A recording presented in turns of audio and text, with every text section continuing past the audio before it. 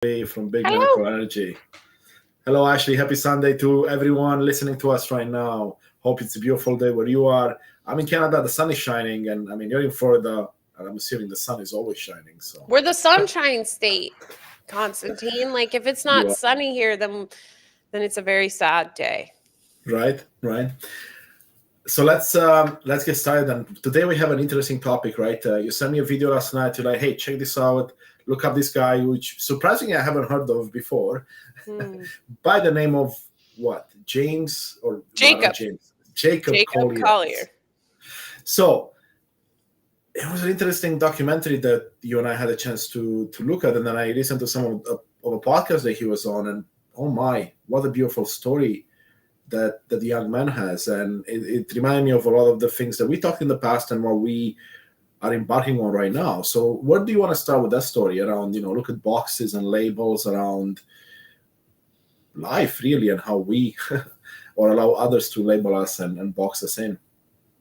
Yeah. First, I just want to say, like, Jacob Collier only came into my like awareness maybe a couple weeks ago, but it's a true testament to when you are standing in your authenticity, you attract those, you magnetize those that are meant to come to you. And I don't know how you felt, Constantine, but for me, definitely Jacob, I felt that magnetism. Like whether I like his music or not, I just felt this at a much deeper level of oneness and connection at the level of spirit. So like I've been consuming everything in the matter of feeling like I found an old lost friend, feeling like I found someone that like it's been ages since we've connected, and in the moments that I get to watch him or listen to him, it's like reconnecting with that person. It's the oddest thing. But ultimately, Okay. so the one cool piece here is like he came into my awareness a couple weeks ago, and Patrick, my partner, I was like, hey, you got to watch this documentary. And he watched it. And then I've since watched Colin and Samir's podcast. That's the 2.5 hour podcast you listened to part of. And I Googled his name. And sure enough, he's coming to St. Pete, which is 20 minutes from my house, May 6th. So then I Oh, looked on a used ticket site, an after sale site, and I scored front row seats for dirt cheap. Like eighth row was like $900 plus or fees a ticket, and I got these for $200 with fees a piece. So nice. excited! I'm going to that May 6th. But yeah, I think when it comes to Jacob, it's like I don't want to necessarily. I don't think those are the right words, but essentially, it's like the things he does, people have already labeled him as like a prodigy or a genius. And he talks about in Colin Samir's interview, which is interesting because I was already talking to Patrick about this before I listened to Colin and Samir's interview, about how people have already written him off. And it doesn't feel like a write-off because it's something high, right? Genius, prodigy, like Mozart, all of these classifications feel like an honor, when in fact it's like in that moment, and Jacob says it's perfectly. I was trying to figure out how to say this, and then I heard him say, I was like, yes, that's exactly it. It's like you just dismiss him, like you're out of this world, I can't understand you, we're just going to put you over here and never act like I can understand you, and that's just going to be our understanding together, right? That you're a genius, I'm this everyday human, and I can appreciate you, but I can never be you, and I can never relate to you, which is such a cop out. And I think that's how we get stuck in the labels, because your mind automatically is like, this is not obtainable for me to be like Jacob. He's out of this world. So I'm just going to, the ego's like, all right, we're going to stick you in a box. Fear says, let's stick him in a box that's so far away from us that it doesn't have to be a mirror for our own potential. I don't know, I'm kind of going off, but really, I feel like that's what we've done with Jacob. Instead of seeing like he's just like you. Yeah, he has some talents at the level of form, which are his music talents, right? Like I don't have music talents like that. But ultimately, his talents have only come to fruition because he has released all boundaries. He doesn't follow rules. at one point in the interview with Colin and Samir, he talks about like not having dreams or goals and how important it is to just really enter any situation completely free of expectations or visions of the future. Tell me, what are your thoughts, Constantine? I could go on forever. I did a video and I'm going to do more videos, but I really wanted I this to be like a, is this just Ashley being crazy or are other people feeling this as well? wait, isn't Ashley crazy all the time? Yeah, probably. But See, no, I love what you said. I mean, as I mentioned yesterday when you sent me this, it was the first time I've heard of him or his music. And I didn't have the reaction you did in the sense that I was like, "Ooh, this is a lost friend" or someone like that. I had a reaction or that feeling with many people, you included when you were on my podcast, but not with him, right? And I mean, there's many reasons why that could be the case. But you're absolutely right that his content is so different, so unique, so beautiful that it's not for everyone, perhaps because of our own boxes and limitations that we put on ourselves. So I was intrigued about his story and what he was talking about, not because of his music. His music didn't do much for me, but I could appreciate the talent and the difference in how it was made.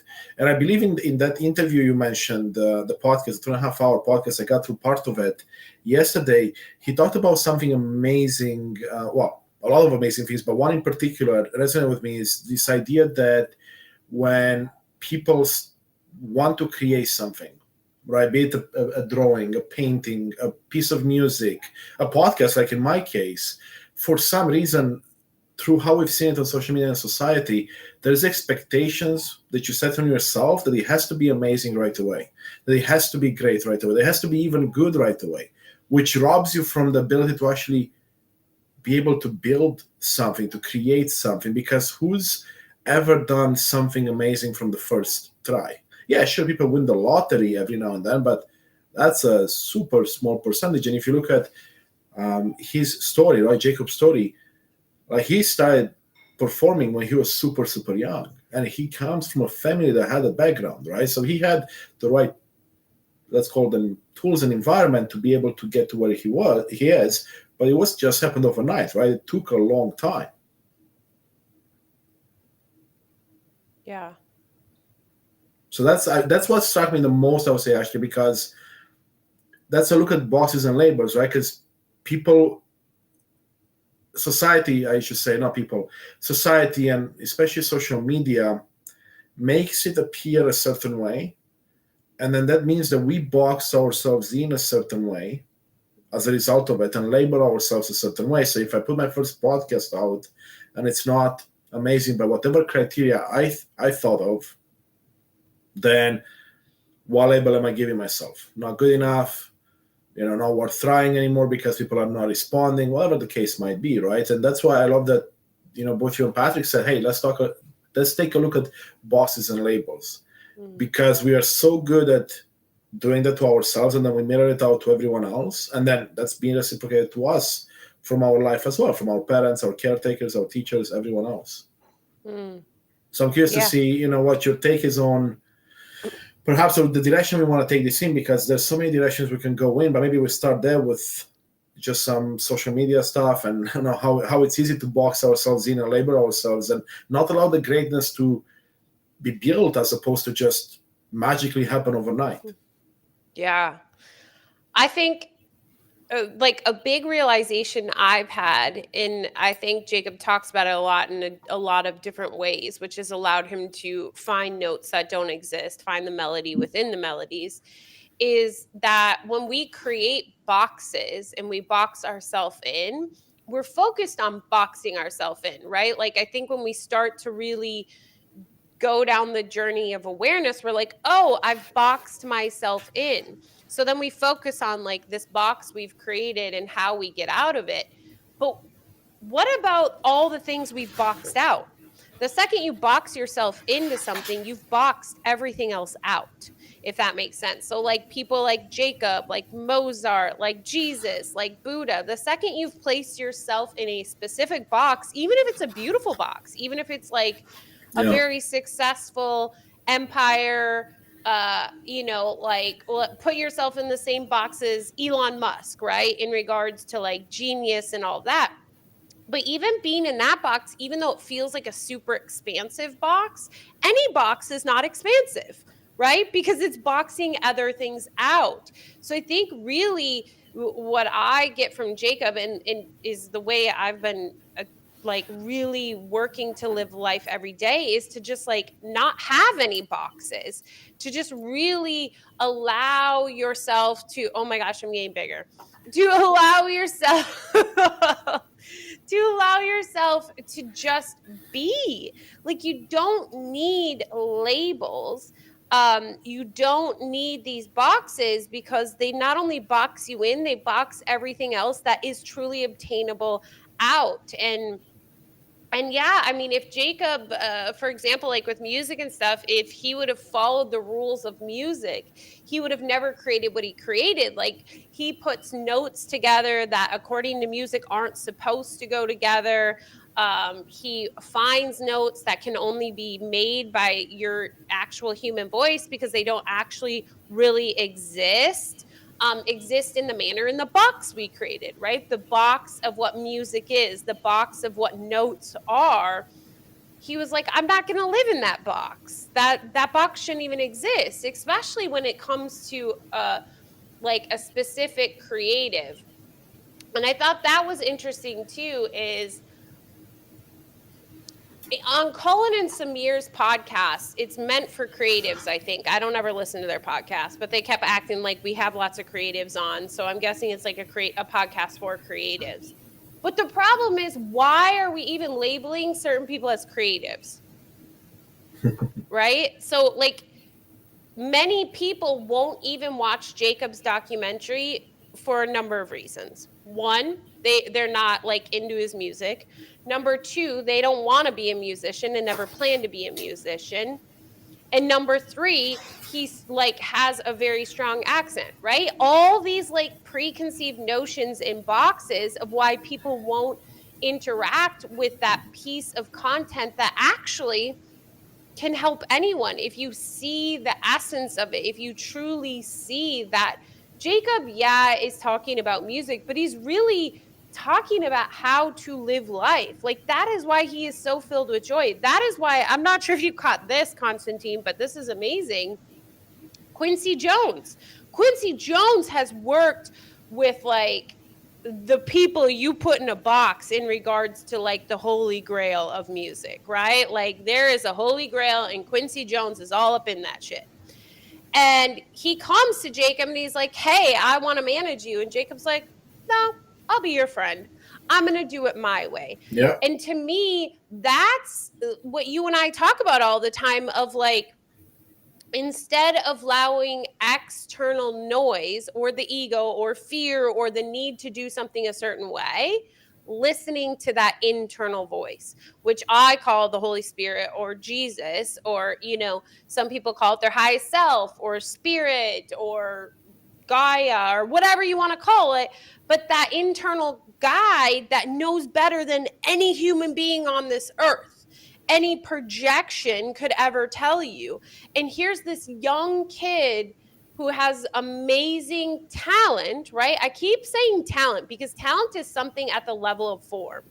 But the thing is, that's just how the content for Jacob is showing up, right? All of this is happening at the level of cause, right? When we did the cause and the reaction, or the cause and the effect, I mean, the effect is Jacob's music and his ability to like blow people's minds in music. But that really doesn't matter in the scheme of things. What matters is the cause. And the cause is where Jacob is coming from. He is coming from spirit. He is not living in fear. I say in the video I posted yesterday, I'm like, Jacob is truly living. He is not experiencing the dream of death that most of us are, that are living in this life of fear and doing everything we can before we die. Jacob is literally in the present moment more often than, I mean, I don't know, maybe 100% of the time. I haven't been able to have an actual conversation with him, but he knows that the past and the future don't even exist, that they're just illusions. So he literally takes advantage of every present moment. And how he does that is not by setting goals or dreams or plans, because that's living in the future, and not by dwelling on, like you said, just getting something out there, not by being like, oh, that was bad, that wasn't good enough. It doesn't matter. Once you hit like submit, once you hit post, that's in the past. You move on, right? Like that no longer exists. So I could go on. I mean, forever. actually, I mean, you could easily. I mean, there were so many things that I was going to stop you at to dive into, and there's a lot. But let's actually, I don't even know. I mean, there's a lot. First one off, the last piece you said, he talked about that as well as the enjoyment of the creation aspect. That video that blew him up, like on YouTube, I don't know, 2011, whenever it was. Oh, the Stevie Wonder one or whatever remake. Yeah, exactly, right? But he was talking about his enjoyment of creating that and how much he was enjoying the process and he made for himself and all that beautiful stuff. And then he's like, you know what, I'm going to put it out there, because if it was good for me, then it might be good for someone else as well. Mm-hmm. Right? And that's the first part that really stood out to me. And it was one of the first things that he was saying, I believe, because if I look back at like my journey with my podcast, it was the same type of idea, meaning that like I'm just going to create because I love the conversations and I love learning, and then I'm going to put it out there for others to see. And when I was able to get the realization, which was not necessarily right away, it took me a bit of time, then it, like you said, it allowed that freedom of not boxing yourself as much, judging yourself, even though this still comes up at times, but it allows you that freedom where you're just creating for the love of creating, and then you're putting it out there. And that takes us to the next point. You mentioned, why are some people labeled creators and others not? And it's funny you say it that way, because as soon as you said it, what came up to me was, well, wait a second, we are all creators in our own life. In fact, our thoughts and beliefs create our world. So we are all creative. We just don't realize it. For example, most of my life, I'm 40 right now, about to turn 41. For like 38 years of my life, 39 maybe, I thought I'm not creative because I can't draw, I can't sing, I can't play a music instrument, right? That means I'm not creative. And through a lot of internal work and unpacking all of that, I realized that when I was younger, I wasn't allowed to be creative by definitions of society. But wait a second, I've always been creative in the sense of, well, I create content.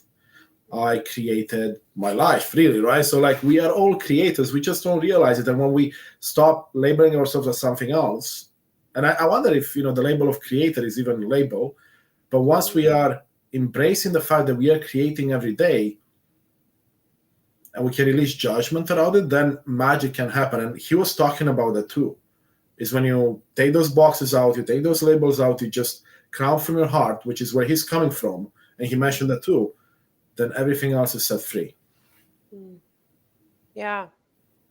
I mean, I think, creators, even in the label period.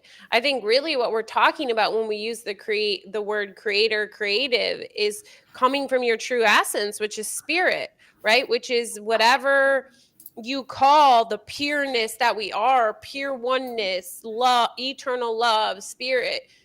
Because that is where inspiration lies, right? And to be creative or to make something, it comes from spirit. It comes from those inspired moments, which is being in spirit. So literally Jacob being inspired I think that kid's always inspired. He's constantly in spirit, and he's a representation for that. And another piece, I don't know if you caught this, and maybe this was in the Cullen and Samir, but I think it was in the documentary. Is like his goal is not to reach people, right? A lot of musicians are like, I want a reach of millions. Think of like Taylor Swift, like she is like reaches the world. He wants to move people. So when he makes music, it is to move people. And I've always said that spirit, God, speaks between the words, speaks between the notes, and he literally found out how to create that. So if I sit in my ego and listen to some of Jacob's music, I'm like, he took this song, he threw some shit in, whatever. But when I am in spirit and I listen to it, when I'm coming from a place of love, whoa, I feel like we can move mountains together. I feel like we could just like literally evaporate all and move into the oneness that is God, move into the ever loving awareness. So to me, when he talks about like magnifying to certain people, my friend and I were having this conversation. Kay, you know Kay Constantine, and Yeah. if anybody tunes in, she's on the Patreon calls. And we were talking about it. She's like, it's like he's in his, what'd she say? Jacob is in his Jesus moment. And not that he is Jesus, right? But that he is really radiating true spirit to all of us. But if you can only see spirit if you're in spirit. You can only see ego if you're in ego, right? That's what you receive. That's the mirror thing you and I talk about. Like if you prickle, it's because you were in, if you prickle me, it was because I was in a place and part of it was true. So many people might be turned off from him, and that just has to do with where they are in their journey. Like he is not compromising spirit for reach. He knows that he has a much larger mission here, of like truly just letting himself be a vessel. And what, oh, I love this so much because I work every day for this, is he says people talk about how they can't wait to see the next version of Jacob because like he started out in his room, right? And then he like gets in front of a crowd, but it was still like he was in his room because he's not used to like crowd presence. And then he was told like, you have to have crowd presence, you have to do this. And he's like, that doesn't resonate with me. Like I'm just going to be me. So instead of changing who he was or conforming, which many do, right? Like actors and musicians and singers literally take classes on crowd presence, how to show up in front of a crowd, how to move a crowd, how to get a crowd. Like there's like you get taught how to do this. And Jacob's like, no, I'm not going to do that. But instead what he did was he got the heck out of the way. And that's what he says. He's like, people are excited to see the new Jacob. I'm just as excited because my only job is to move out of the way and let the real Jacob come forward. And to me, what he's saying is what I talk about and what my journey is his only job is to remove the barriers of fear, right? Or to no longer create new barriers of fear and allow spirit to fully come forward, right? So Jacob just gets the hell out of the way and allows spirit to just blast everyone and everything. And that's the unconditional love. So yeah. Oh, I love that part because it's so true. It's like, stop trying, get out of your I know mind and just be, but don't be in the way. Yeah, we gotta get out of our own way at times, right? That's really what the message is there, and it's interesting because that's a message that has been coming very strongly for me in the last few years, to get out of my own way. And what that really means is that these labels, these bosses, this ego aspect of us that comes through, is it does get in the way of being our true selves, right? That's really what this is about. And if I look at old me versus new me, I'm just excited as Jacob for his, because I'm like, oh my God, I can't believe that this person was always here, yet I got in the way, right? Or society got in the way, or whatever the case might be, right? Because we can always blame someone else. But really is we took it all, internalized it, put boxes around ourselves, put labels on ourselves, and then it's really the magic from happening. And I love this so much that you brought it up because it's such a beautiful metaphor to how one should strive to live life, because then you're going to be just excited as everyone else, actually more, to just live life and go on and see what you can create. And yeah, you might not be Jacob, but you're going to be you. And you're going to do amazing things. And your story is worth sharing, which means, or your gift or your strength or whatever it is that you believe in is worth sharing, which means that others get to enjoy it as well. Yeah. Yeah.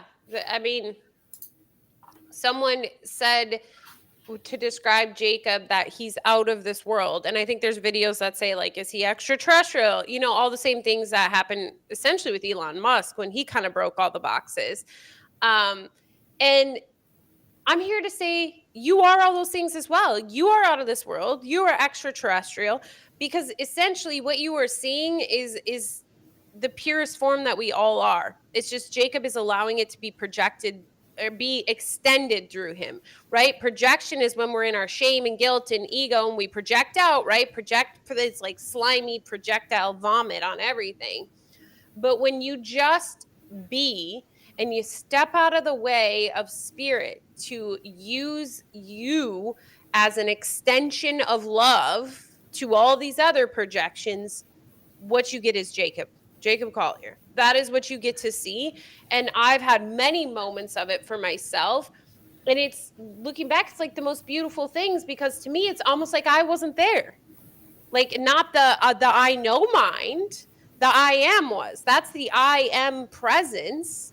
And really, when you're there, I feel like memories aren't created, future isn't, it's not like ranked in any moment, because it just is. So when you think about it, it's like literally this full observer moment. And that's what I hear Jacob, like, he's just the observer that if he gets caught up in the moment and believes he's actually a part of this, he'll mess stuff up. Instead, he just observes from a distance and is like, oh, wow, look at, wow, you know, look what I've created. Absolutely. I love that, Ashley, so much. And something comes to mind to share there, what you just mentioned, right? When you get into those states where you kind of feel like you're not even there, even though you are, I wonder if that's the same as what people describe as flow state, because I've had those states before I even realized this was a thing, and I was on this more spiritual path of understanding myself. I really felt like I was in flow, and everything I've read about that, and it's literally what some people get themselves to, where it's like everything seems to flow, like you seem to be on cloud nine, you seem to have an out of body experience perhaps, and it just is amazing. Yeah, I love that you bring that up. I have many videos on this, because actually both Patrick and I, that's what brought us together, is he was reading a book about flow state. And that's back in the moments before I really started my journey of unwinding the mind. And I was really in the manipulation of the illusion and manifesting and all that. So I got really big into flow state. And flow state, what I think is again, someone at one point experienced what it was like to be in spirit, and they had to put a box around it. They had to label it. So now, right? So instead of removing the barriers to that, we've instead created all of these books and instructions on how to activate flow state. But if you look at all these books and instructions on how to activate flow state, it's a fleeting thing, right? Everything has to be absolutely perfect. You have to be working on a project that's just hard enough to challenge you, but not too hard to discourage you, and not too easy to bore you, and for you to do it without any, like, they're literally, if you go read a book on flow state, like, this is something you have to master. Like SEAL Team 6 does it, all this.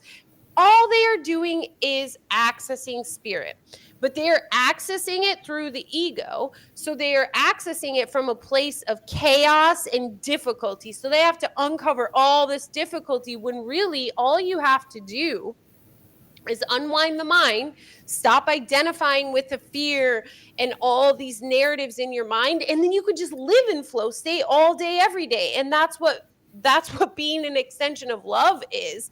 But again, someone experienced being in spirit one day and saw how amazing it was, how they could get stuff done fast. That's when you bend time. That's when you're like massive inspiration, because you're like literally tapping in to the one. And they're like, oh crap, this is something cool. Like, how did I get here? Okay, I did X, Y, and Z. All right, let's put a book together and let's sell this. Let's bottle this up and sell this as flow state. Only a state to be achieved by following X, Y, and Z. I love that so much, Ashley. That's such a beautiful way to put it, right? Because, I would imagine it's human nature, right? And the ego nature to do this type of things, because if we can't explain something, then we try to explain it. We try to find reason. We try to We have find the to. logic. Like, how did we get here? How did this happen? Because if you can't explain that's very scary, right? That's a problem.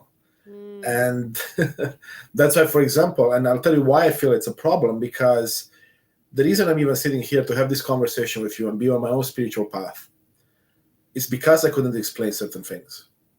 And my mind goes like, wait a second, how come I can't explain this? Everyone tells me this, but this cannot be explained by that. And now, the illusion gets a crack in it and the light pours through, and all of a sudden you can't fix the crack because the light is so powerful. And then the crack gets bigger, and all of a sudden there's a big hole and it comes through, and you start to dissolve the illusion, so to speak. And that's why I feel like a defense mechanism for the ego, perhaps, or for our own illusion, is to always try to explain things. And when you find an explanation you can hang on to, which is a box or a label or both, then you maintain the illusion and you're happy, and you don't have to worry about it. 100. I mean, you said that beautifully. 100%. Like, we have tricked ourselves to believe that we must create certainty in the uncertainty, and that like predicts the outcome. But if you look back, like if you really got honest with yourself and took a moment and thought of those times that you were so anxious that you're like, I know this is how it's going to turn out, did it really impact anything, or did it just take up so much of your energy predicting what the future was going to be and having anxiety around it? Right? Creating certainty in the uncertainty is what limits you from literally everything, which of course, like, the ego wants you to stay in this place of fear and pain and suffering, because like that's how you're going to stay here. That's how the belief it causes it to exist. It only exists due to your belief in it, right? That's why when you watch a video on Jacob Collier and they try to pin him into goals and dreams and values, he almost can't even have that discussion, because it's like it doesn't even exist in his mind, because he doesn't acknowledge the ego. So he doesn't acknowledge fear. He doesn't acknowledge the future, other than these fleeting moments that someone presents it to him and he's like, oh yeah, okay. And but it's almost like he doesn't understand it. Like, what the hell are you talking about? But he has to try to understand it in order um to interact with everyone. I remember when I first found the Course in Miracles and just started diving deep, unwinding the mind, and really bringing all this awareness to the ego, which is the really shiny part of the Course at the beginning. Mhm. I had a friend who she had helped me like market myself and create a podcast really based out of the New Age movement when I was in that. And all of a sudden I started talking to her about this way of like unwinding the ego, and oh my gosh, it's fears holding us back and this and that. And she's like, Ashley, you were like an alien. I was like, what do you mean? She's like, if you ever plan to sell your services again, you got to dress that alien up, girl. No one understands those words. But it was one of those moments, Constantine, where I was like, dress my alien up. And I thought about it because I knew I could. You know, you and I've talked about, we were chameleons. I know how to dress anything up. And in that moment, I was like, I'm done. I'm done doing that. Like, I'm not about to dress this alien up. If someone is attracted to this alien and this way of living in the remembrance of truth, then I want them to come. I don't want to attract people that are still trying to, do this or do that isn't in alignment with where I'm at. And I think that's like, it's what Jacob, he honors people and where they're at. He's much more honoring, I guess, but he doesn't let himself be pigeonholed at all in it. He's like, yeah, I honor that you still think you need, goals and dreams. He doesn't say his exact words, but you can see it. But this is how you get where you're really going. You go in and you don't have any plans and you just let it be, because the past and the future are just illusions and all we have is this present moment. Yeah. It's like so beautiful, but you don't catch that unless you've already kind of unpacked that. And I bet many people who watched Colin and Samir's interview didn't catch that because they're so used to living in goals and dreams and values that it's just like you said, if someone says we shouldn't have those, then you're like, how do I predict the future? How do I create any sort of certainty in the uncertainty, right? Even if it's just a goal or a dream that you never actually obtain, you still feel like, oh, I've got something I'm working towards. I need to be working towards something. Yeah, that one is a tough one, eh? Right. Because Because your ego's like, hold on. we all work towards something always, right? That seems to be the illusion. There's always the next project. There's always the next thing. And even for Jacob, though, right? Like he's working on the next album. He's working on the next piece. But I don't think he sees it that way. So that's how you're interpreting from the outside, and that's how questions were pointed at him, right? So it's like when you point a question in a certain direction that doesn't have any other outs, someone just has to answer it yes or no. But I think he literally just shows up and just, it's like it gets compiled together.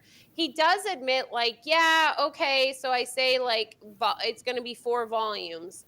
And even that, I'm guessing, is the moments that ego has tried to pull him back in and has tried to make him put parameters, which I'm sure is limiting Spirit's full ability to come through.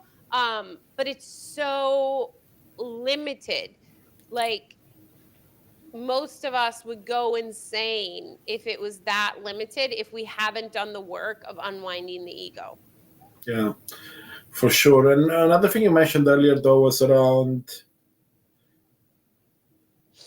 was it the when when he was on stage and doing his shows, especially at the beginning, but even after that, right? And then people were like, "Well, you gotta dress up the alien, right?" Kind of like you were told, and he was like, "No, I'm not gonna do that. I'm gonna just be me, and that's what's gonna come through." And I love this so much because one of the things I'm doing more recently is looking at this and saying, okay, I used to take advice and actions from many people and be like, they would tell me, oh no, you should go about doing this way, you should go about doing this way, or have you considered this and that? And then I'll be like, well, they know better than me. I will incorporate that, even though it rarely felt good, even though it rarely felt aligned. And as I go through my own journey of unpacking this, you and I had a small conversation about this in the last couple of days, and you asked me such a beautiful question. But essentially, I had a coaching session around speaking and presenting for my upcoming live event here in less than 2 weeks on May 9th, which is again all rooted in giving back and sharing what I've learned. And the coach walked me through how I should be changing certain things. And I'll be honest with you, for the most part, everything felt great. The parts that didn't feel good, I'm like, no, I don't think I'll do those. But the parts that felt great, I'm like, oh, I gotta learn that. And you know what happened, Ashley? We did a small recording that will be published on the website for people to see before they sign up. And at the end of that, or even through it, I caught myself. I was like, my ego or whatever part of me brought a bunch of limiting beliefs and self-doubts up like no tomorrow. I thought I worked through those and I thought I got over them. And it was like, oh, you're not good enough. You shouldn't be changing that. You shouldn't be doing it that way. You should stick to your small box that you had before. And I think I mentioned that in the chat, but like that took my entire night, right? Because my mind was ruminating on it. All these limiting beliefs came in. It wasn't until the next morning when I was able to go into a deeper state of meditation where I broke down every piece of the illusion and realized, well, this feels aligned.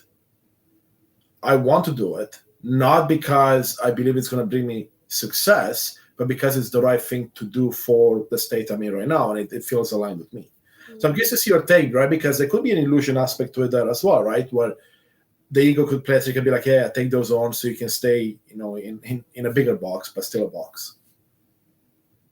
Yeah, I mean, I think that's like the part that is an individual thing that you come to on your own, right? Yes. Because the ego sneaks in, it's fear. And unless you're intentionally unwinding it or handing things over and doing this like deep trust like no other, it creeps in. It finds its way back in the back door. Example was my videos say trauma coach reacts, right? I've never said I was a trauma coach like on my own. My clients started calling me a trauma coach. So then I was like, oh, that resonates, right? That resonates with the world that gives the alien a name. That wasn't like my actual thinking, but it was like, it makes sense. It fits on the picture, Yeah. on my YouTube, all this stuff. And when I was thinking about making this video for Jacob, on him, it just didn't feel right to keep using trauma coach. Before, words don't mean a lot to me. Um, but it just felt like this isn't right. And I was having a conversation with a friend, and I'm like, I always say I'm a miracle worker in remembrance, which we all are, right? We're all actual miracle workers. The problem is most of us are still in the moment of remembrance or not even sleeping. But she's like, but you're a miracle worker. And I was like, oh, and my ego all went up. And I realized, and I literally just recorded my video on Jacob where I talk about putting labels and making them unobtainable and blah, blah, blah. And it was like I had made that video for myself, Constantine, to Yes. get over this, to move through this. So like my new video says miracle worker, because granted, not every second of my day yet am I in the state of a miracle worker. I'm able to be the reflection for others to help them have a change in perception. And that's really what a miracle is, the change in perception from fear to love, and allowing people the space to do that and being the mighty companion they need in order to do that. So, needless to say, the ego creeps in, right? It creeps in time to time, and only you can know. And that's where the awareness comes. And it's like, it's not necessarily that we're here to rid ourselves of everything, if that makes sense. So, like, when your limiting beliefs come up and you're like, which I don't believe there's limiting beliefs, but that's a different conversation. But we'll use your words. Limiting beliefs come up, and you're like, man, I thought I worked through those. That's the problem already. You already have your problem because you had placed weight on the work through them, right? The ridding of them. So before you had weight on like them being a part of you, well, now you just place weight on them not being a part of you. And weight, period, is what keeps it still in your awareness. So instead, it's just about having awareness and being like, oh, I see that belief, that thought coming up and trying to impact how things are going. Okay, peace out. I'm choosing different, right? Because there's no weight at all. That I love that you said it, because that's exactly what happened when I went into meditation the next day. Because I was placing that weight the night off, so it happened right as it finished. These beliefs came up, and I was like, man, I thought I made the work, right? And by doing that, by saying that, by thinking that, I wasn't really allowing myself any space to be able to do what you just said, which is use the tools I have, use my knowledge, use my information, allow spirit to come through and just be like, I've seen you before. I know who you are. I know how to get past it. And it wasn't until the next day when I guess fresh waking up, I just meditated right away, and I was able to see exactly what you just said. It's like, okay. This happened for me. This happened of my creation for a good reason. And there were many good reasons, actually. And once I was able to unpack that, it's almost like, like when the fog lifts on a morning, right? All of a sudden the fog is gone. That's pretty much how it felt. Because I was like, oh, so it can be that easy. But we make it hard on ourselves. Well, because it sat with you. So what you call limiting belief is really just a fear, right? A vision through the lens of fear. So when that night, when you had that video and you allowed fear to come in, you invited it for a sleepover. You invited it for a movie. And that's why you felt the clearing the next day, is because you're like, oh man, he doesn't get free rent. Bye. Bye, Felicia. Fear, anytime you have a thought that comes from a place of fear, and many people are like, fear, like that. No, fear is anything that's painful or sacrificial or separation, any thought that emanates that at its core essence. That's when you've invited fear in. So it comes in, right? It's knocking at the door, which it was when you were doing that recording. the hope is, because you did a beautiful job, and that time frame gets shorter and shorter, which I'm sure you've already Yes. noticed, right? Maybe it would have taken you a week to finally say, hey, get out of here, no more rent, no more rent, you're not getting here rent free. So the time collapses more and more, and where you're trying to get is not necessarily that he never shows up, right? Like, as long as you're here in this illusion, fear is going to knock on your door, period. Yes, yes, yes, 100%. I want to interrupt you there really quick because there's such a big realization that's happened in my life in the last year or so. Let's call them, we call them fears. Some people may call them challenges or things showing up in your life. It's not that once you've learned how to deal with it, they don't show up anymore. They're still there, like you said. It's in your environment. It will show up. You're in this illusion. But here's the beautiful part. I've realized, and I'm curious to see your take, is that because we now know how to deal with this and where to come from a place of love, less judgment, no judgment, and whatnot, by facing this head on and knowing how to deal with it, on the other side of it, there's all the abundance we've been looking for. I'm not talking about abundance just financial. I'm talking about everything from peace of mind to joy to fulfillment to all of it. Because you're overcoming these challenges now much quicker, like you mentioned, right? For me, it takes a lot less time. And most of them I don't even allow to come into my space anymore because I know who they are. I'm like, I know who you are. You're not welcome in my home. Yeah. I think it's also not about like putting the weight on overcoming it. It's just like untying from it. It's like realizing that video I have where it's like, do people actually change, or is it our perception of them? To me, it's Yep. the same thing. It's like, do we actually conquer fear?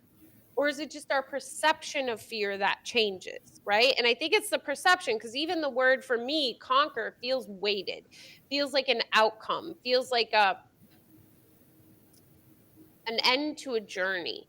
When a perception change is like this ongoing thing that you always have access to in any single moment, and it doesn't mean that something looks different on the outside, right? But it's what I choose on the inside. So fear will come knocking on the door, and maybe you even get to the point that you don't even hear it knocking at the door, or you open the door and then you immediately shift your perception and you no longer see fear. So many different things, but it's always your awareness that allows whatever the outcome to be. And that's why I always say, like, awareness is number one, man. Like, if you are not aware of how things are showing up in your life, then like you're not going to get anywhere. And there are so many people who are in like the personal development world, or major into spirituality, that are so unaware, and they wonder why Yeah. things don't work, because you can't just do on the outside and expect the be to change. Right? You can't expect to be able to be if all you're doing is doing. And that's where flow state comes in. Yeah. I Flow want to go state back is to doing, living in spirit is being. I want to go back to the fear part and the conquering. What was the other word you used? The one you like better? I just said shift in perception, Okay, right? Like, shift in perception. But I also like the untying from the fear, because here's what it went for me immediately. Like, what came up for me is, you and I know the story of my fear of cold water, which I didn't realize was even a fear to begin with that I had. So to me, there was this part of me, let's call it this fear, that was tied to me, and it was tied to me so tightly that I felt it was part of me, and I never challenged it until I did. And when I did challenge it, I realized what it was for what it was, and untied from it, right? And in that example, it's also, I changed my perception. I'm like, oh, that was my mother's fear to begin with. It wasn't mine. That incident happened. She fell in the water with me as a baby. It transferred to me. It wasn't mine. So I made the choice in the moment to untie from it, or in the other words used, to change my perception around it. It's no longer holding any weight on me. And that's so interesting the way you put it, because that immediately I had an example. Well, I have many now, but that was a big example. And I was like, oh, yeah, that's how it really is. And that's why I feel like as human beings, we run away from pain and we run away from fear, because if we were to not fight it head on, but to actually accept it and look at it and be like, I see you, I understand you, but I don't necessarily want you in my life, then that's what the illusion keeps falling apart. And the more I go down this path, actually, I know our paths are different but yet very similar. The more I realize that things can actually be very easy. We just get in our own way, to go back to the beginning of our story, and then we make it so much harder, right? And I'm talking about everything in life, not just overcoming fears or untying from the fears or changing perceptions or shifting perceptions. It's so simple. Like, I mean, and I hate to bring flow state up again, other than it's like an amazing example. Like, if you literally go pick up a book on flow state, it is so many like SEAL Team 6 does this, right? They do major training to be in flow state and to connect and to know where their buddies are and blah blah blah and all this stuff. Uh, but to be in spirit is to not choose fear. To Right? not choose, I think that's the powerful word, right? Because everything is a choice. And Mhm. once you become aware, that's when you can make the choice. Because what I've come to realize, and I'm more on the science stuff, right? Like my audience, I go to people that are not as far on their spiritual path yet, and that's great because all of us need to start somewhere. And what I've realized is that, and science proves this all the time, that 95% of our thoughts and beliefs are at the subconscious level, right? Which means that we literally have no awareness of them happening. And then by the time you even realize something happened, you're already deep into your feelings and emotions and deep into some actions, right? You're reacting, you're doing something, and all of a sudden you have an outcome you don't want. But then you repeat that over and over again because these fears or your ego is so powerful at holding you in the illusion that you don't realize. And that's why for me, and I think you mentioned this too, it's like awareness is half the battle. But in this case, I would want to say awareness is like 99% of the solution, because once you become aware, then the power of choice shows up. And of course, many of us still choose differently. But then once you start making the better, not the better, the choices aligned with love, with spirit, all of a sudden the illusion starts to break apart, and then you can do more choices like that, and then it breaks apart further, and then your perception shifts, and then you Right. get to a stage like Jacob or yourself or others where it's like, yeah, you're not perfect, you're still human, you're still gonna come from the ego at times, you're still gonna have fear show up in your life, but most of the time you now choose differently. Right. Yeah. And I think so many things in regards to fear and I mean, I'm kind of almost at a loss for words because it's just so powerful, that awareness. And and and when you have that awareness is when you can dissipate the hold it has, because the true thing that I believe to be true is the ego only is real because of your belief in it. The second you stop the belief in it, then it cannot exist, right? Like if today Constantine, we like waved a magic wand and all of like the stories and crap in your head that put you in a place of fear were gone, ego wouldn't exist because you would never go into fear again. It couldn't, right? Like it couldn't exist because like the scaffolding is no longer there for it to exist. So it truly is your belief in it. And that is what the untying is like untying your belief in it, untying the need for it to be anything. And when it comes forward, this is the key thing I think, like that Jacob resonates so or radiates so much in the way he talks about thing is we have like Eckhart Tolle's The Power of Now, right? We have flow state. We have Deepak Chopra's internal healing. So we have all these fragmented boxes, but what we're really talking about that living in spirit is all those boxes coming together and you encompassing all of it, right? Not needing to do to heal like Deepak says, or to live in the now like Eckhart Tolle says, or to line everything up to be in flow state.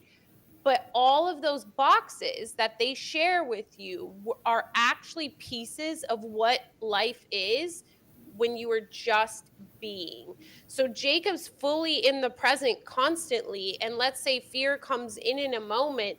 By the time you ask him about it, he doesn't know about it because he's in the present moment, right? So it's like just gone, right?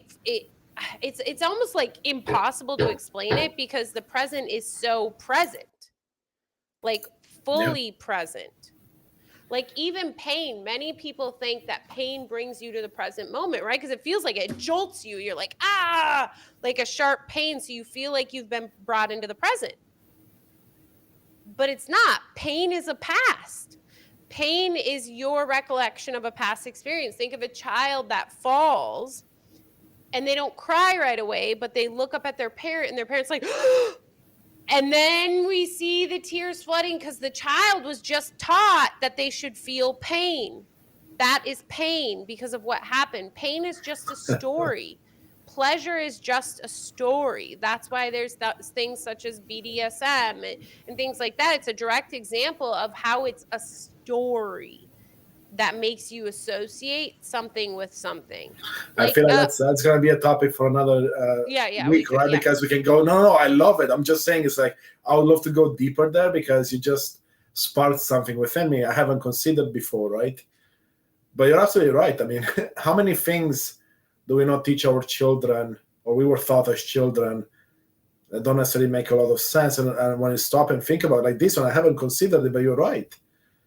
It is just part of the past, and then we make it present. We make it the present moment and the future sometimes. Right. Oh my gosh. And if we go down that rabbit hole, like as much as I love Santa Claus, the story that is teaching children is like, what? Like if someone actually takes a step back and there's this creepy old man that breaks into your house and knows what you're doing every day and you should sit on his lap even though you don't know him and he gives you presents. Like, oh, that's like no, totally. when you put it like that, that's brilliant. But that's what the essence of the story is, and children are very matter of fact, right? They don't read into the middle. It's like what you see is what you get, right? They're not creating other stories or narratives, but then they store it as what you see is what you get. But then as they get older, like stories and narratives feed in to what was stored. So that, definitely a discussion for another day. Well, Ashley, we're coming up on the hour here. Yes. We went down so many different paths. I love the conversation. I hope everyone in the audience enjoyed it as well. And I guess let's take a moment. I'll let you go first. Tell people where they can find you, some of the exciting stuff you're working on, and then I'll do the same. Yeah. Well, just reflect back on like Jacob Collier, and the biggest message is to just remember he just is. He's just like you.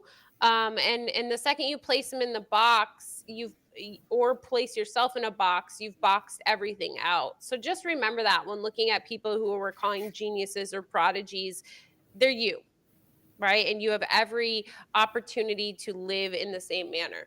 But so essentially you can pretty much find me anywhere, Big Miracle Energy, bigmiracleenergy.com. I am not on Instagram. I have a business account on Facebook. I have a random TikTok that I drop stuff. I think I just dropped some more videos on it, but I'll be honest, I'm not really on there.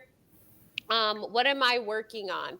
I'm always open to collaboration. I love collaboration and connection. I think that is where spirit works the greatest. And that's a big piece we didn't talk about Jacob today, is like he is all about collaboration, man. He makes other artists realize their potential. And that to me is like what spirit does to all of us. So hit me up if you want to collaborate. That's how Constantine and I really got into this. I think it was spirit-led fully, our ability to just be here with you on this Sunday today. Ashley at coachwithashley.net.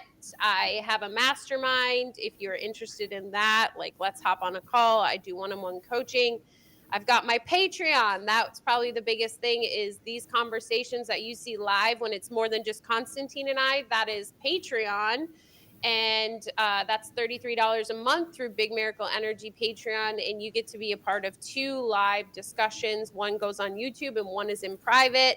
And we go really deep in that. I feel like we're really building a very beautiful community of individuals just like spirit. It's like really a place of spirit coming together. I don't know what you think, Constantine. Absolutely, 100%. I mean, I'm so grateful to be part of it, and these conversations it definitely brought me further along on my journey, and challenging me at times too. And it's like that's what I would like for anyone in the audience as well. Challenge yourself at times, right? It doesn't mean that you have to change your opinion all the time to make different choices, but at least see what resonates, take that in, toss out the rest, right? And that's kind of what we were talking about with Jacob and our stories as well. It's like if someone tells you do something a certain way, it doesn't sit right with you, don't. But if they challenge you in a way and you're like, there might be some truth to it, then do your own introspection and reflection on it and see what comes up. Now, Ashley, amazing stuff. For me, of course, you can find us or myself at Unleash Thyself. Do have some podcasts with Ashley. We just released one a couple of weeks ago. Yes, that was great. That was amazing, right? Ashley, myself, and two other beautiful people in Amy and Joey. So go check that out. The most exciting thing I'm working on, and Ashley, you know about this, is the live event, a 4-hour masterclass I'm hosting on May the 9th between 6 and 10 p.m. Eastern Time. The website is not out yet for that, but you will hear about it shortly. It's all about giving back and sharing my stories and my system on how I went from being overwhelmed and stressed and burnt out and all of that amazing stuff that we don't really want in our life to a place where I can achieve more, stress less, create time for what's truly important, and go on this beautiful journey with Ashley and others, right? And that's what I will share with everyone. And it's a place where lives will be changed for sure, because I know my life was changed when I went through things like this. So I hope to see you all there. It will be at calmsuccesslive.com. You'll be able to register there, and then I hope to see you all there. And Ashley, thank you again. Yes. And we are not live next Sunday. Next Sunday, if you want to be a part of this discussion, go over to Big Miracle Energy, join the Right Minded Thinker tier at $33, because next Sunday is our private one. So we will be private. And then we will be back again the following Sunday for an amazing conversation with Constantine and I again. Awesome.